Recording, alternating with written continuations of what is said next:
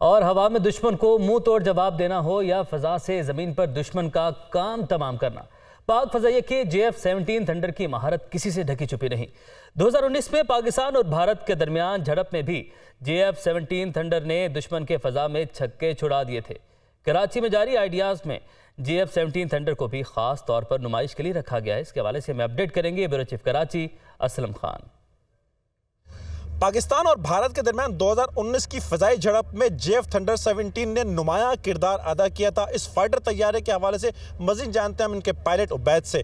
उबैद, इस तैयारे की जो खुसूसियात हैं उसके हवाले से ज़रा हमें बताइएगा, किस टेक्नोलॉजी से या लैस है, इसके बारे में ब्रीफ कीजिए। अस्सलाम वालेकुम। ये आप देख सकते हैं JF-17 एयरक्राफ्ट है। ये पाकिस्तान और चाइना का वेंचर है और इसकी खुसूसियत ये है कि इंडिजिनस प्रोग्राम है। ये पाकिस्तान के अंदर प्रोड्यूस होता है और इसकी खुसूसियात ये हैं कि ये air to air, air to ground और एयर टू सी के टारगेट्स को हिट करने की सलाहियत हासिल रखता है। आपने देखा होगा कि स्विफ्ट टॉर में भी इसका बहुत अहम किरदार था और इसकी जो भी हम प्रोडक्शन कर रहे हैं वो हम पाकिस्तान के अंदर कर रहे हैं। ये कहा जा सकता है कि भारत और पाकिस्तान की जो फ़ज़ाई हम कहें कि जो अफवाज हैं उसमें ये एक हमारे पास ये एक नुमाया जैसे कह सकते हैं कि हमें इसमें बढ़तरी हासिल है। बिल्कुल ऐसे ही कह सकते हैं कि क्योंकि ये पाकिस्तान नेवी, पाकिस्तान आर्मी, इनको भी सपोर्ट करने में इसका बहुत अहम किरदार है। जो भी हमारी आगे एक्सरसाइजेस भी होती हैं वो उसमें भी इसका बहुत इम्पॉर्टेंट रोल है। अब बहरीन में एयर शो से पाकिस्तान वापसी पर